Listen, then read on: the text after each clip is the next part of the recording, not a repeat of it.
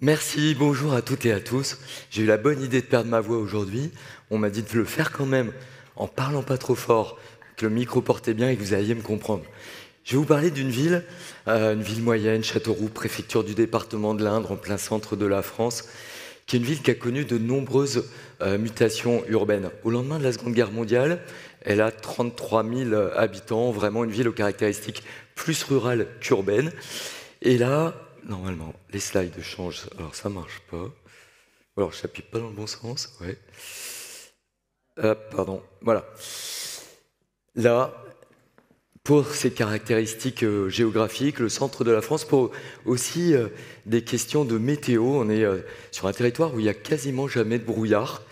Eh bien, l'OTAN décide d'installer une base logistique européenne gérée par des Américains. Donc on a 10 000 Américains, des GI, qui viennent s'installer et qui sont présents de 1951 à 1967. Entre-temps, le général de Gaulle a décidé que la France allait quitter le commandement intégré de l'OTAN et donc les Américains repartent. Mais pendant cette période, la ville passe de 33 000 à 55 000 habitants.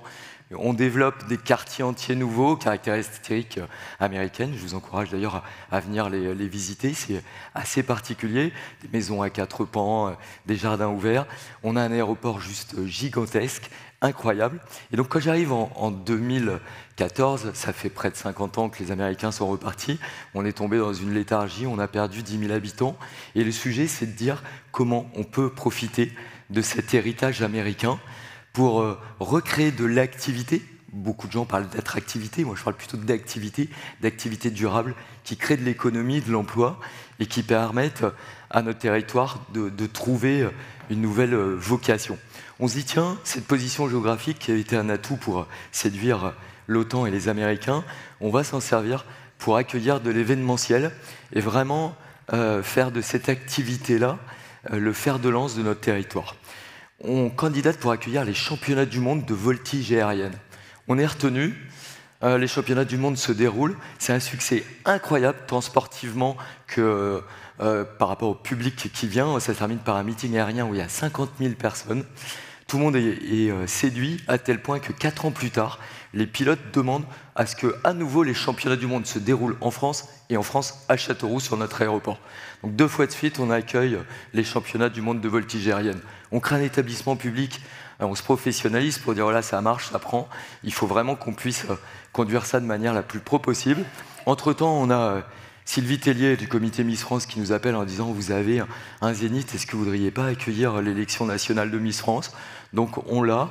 En direct de TF1, on parle de Châteauroux pendant toute une semaine, on est super contents, les Miss elles sont là pendant 15 jours, la population est juste folle de pouvoir les voir, les toucher, faire les animations, tout ça. Même système, enfin même l'histoire se répète. 4 ans après, Sylvie Tellier rappelle en disant, vous ne voudriez pas nous accueillir une nouvelle fois, on a tellement un bon souvenir. Et donc on accueille 2 fois en direct de Châteauroux, l'émission la plus regardée à la télévision après le Tour de France.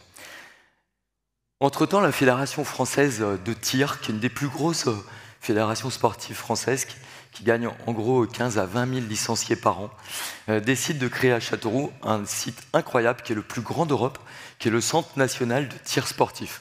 Vous avez des pas de tir de 10 mètres jusqu'à 600 mètres, toutes armes confondues dans le tir. Il y a plein d'armes, il y a plein de distances, ce qui fait que chaque année, depuis l'ouverture en 2019, on accueille des championnats du monde de tir sportif, de ski. Pour certains, le ski, c'est comme le ball trap, vous voyez.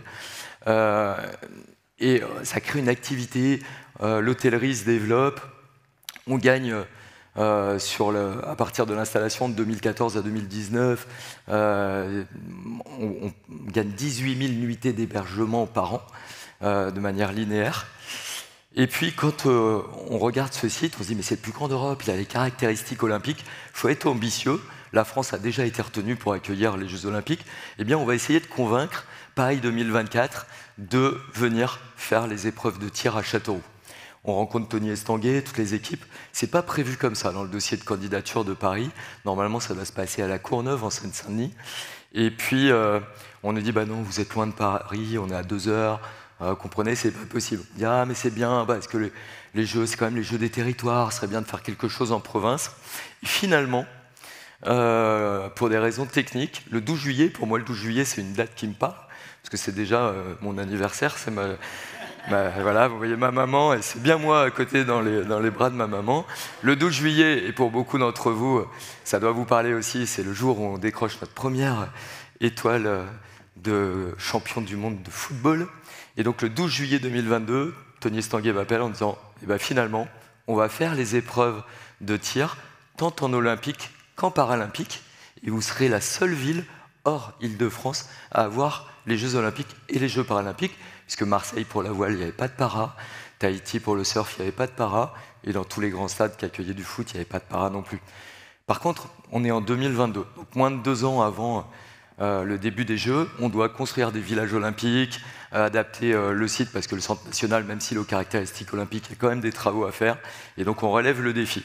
On met tout le monde autour de la table, les architectes, les entreprises, pour se dire comment on peut être prêt en 2 ans, faire en 2 ans ce que les autres ont fait en 7 ans en fait. Hein. Et donc on achète une chapelle abandonnée avec des bâtiments conventuels, on se dit voilà qu'est-ce qu'on va construire pour héberger des athlètes qui puissent être durables. On prend un lycée, c'est la première fois dans les Jeux Olympiques, dans l'histoire des Jeux Olympiques, que des athlètes vont être logés dans un lycée et d'autres sur un village qui est un ancien site militaire abandonné. Et donc on reconvertit tout ça dans l'esprit de se dire qu'il faut que ça serve après. Donc les appart-hôtels, ça peut vous paraître étrange, mais c'est un produit que nous on n'a pas. On a des apparts, on a des hôtels, on a des gîtes, mais on n'avait pas d'appart-hôtel. Donc là on fait 25 appart-hôtels, 77 couchages. Il y a des vrais hôtels, enfin classiques j'allais dire, c'est un vrai hôtel, mais un hôtel classique qui se crée. Et ça crée vraiment une émulation. L'année dernière, je vous disais, notre rythme de croissance c'était 18 000 nuitées par an. L'année dernière, on a fait 89 000 nuitées de plus. Ce qui nous a ramené notre moyenne, du coup, sur les 10 dernières années à 24 000 par an. Nous, on a doublé notre fréquentation. On est parti de 240 000. On est désormais arrivé à 480 000 nuitées. Alors ça, c'est pas au doigt mouillé. Hein. On perçoit une taxe sur les nuitées, donc on est sur des chiffres qu'on donne. Donc, ça a vraiment créé une émulation. Et vous voyez, on a commencé notre histoire en partant de l'héritage des Jeux Olympiques, et des Américains plutôt, l'aéroport, tout ça, tout ce qu'avaient construit les Américains. Et désormais, on vit sur l'héritage des Jeux Olympiques. Notre histoire pour demain, j'ai perdu le truc, il est en haut, il me reste 2 minutes, c'est de se dire maintenant comment on va continuer la mutation de la ville et comment on va rebondir durablement. Trois secteurs d'activité pour nous. On va lire de droite à gauche. À droite, c'est des étudiants. On est en train de construire un nouveau campus universitaire, enfin, en étend notre campus universitaire, qui était dans les secteurs traditionnels, histoire, géo, et pour développer un campus santé. On est en train d'installer une nouvelle école d'infirmières, d'aides-soignantes, d'ambulanciers, ça c'est le chantier en cours. On va ouvrir en septembre un diplôme technique supérieur d'imagerie médicale, c'est-à-dire ceux qui s'occupent des IRM, des scanners, des TEP scans. On a aussi un centre de formation pour apprentis qui ouvre en septembre sur les métiers de préparateur en pharmacie. Dans 2 ans, on aura une école de formation de kinésithérapeute. Et puis, on va attaquer les premières années de médecine aussi, même si on n'est pas une ville avec un centre hospitalier universitaire. Donc, notre objectif, c'est d'ici 5 ans, doubler notre nombre d'étudiants sur le campus pour passer de 2000 à 5000, avec évidemment les projets de construction de résidences universitaires qui vont avec. Au milieu, ce bâtiment, qui peut ressembler au château de la Belle au Bois dormant ou un bâtiment d'hébergement en rénovation, vous voyez qu'il y a une grue derrière. En fait, depuis sa construction à l'origine, c'est une usine, c'est un château-usine. C'est une architecture qui a été faite pour avoir une activité industrielle, c'était une imprimerie à l'origine. Ensuite, c'est devenu un supermarché. Et là, on est vraiment au centre-ville, en plein cœur de Châteauroux, au pied de la gare. Et ça va redevenir une usine, ça va être une fabrique de bière industrielle pour le marché de l'Île-de-France, plus un lieu de restauration et de commerce. C'est un superbe chantier privé accompagné par la collectivité. À côté, on construit encore un nouvel hôtel de 92 chambres, un complexe multiplex cinématographique CGR, et puis une salle de sport aussi. Donc vraiment, il y a une activité industrielle qui reprend parce qu'on a retrouvé l'intérêt des investisseurs, parce qu'on se dit qu'effectivement, Châteauroux, c'est au centre de la France, mais c'est près de tout finalement. C'est à moins de 2 heures de Paris par le train, on est sur l'autoroute Paris-Orléans, Limoges-Toulouse. Et puis notre prochain sujet, c'est à nouveau le sport. C'est ce que vous voyez à gauche, c'est pas un projet, ça existe, de bâtiment.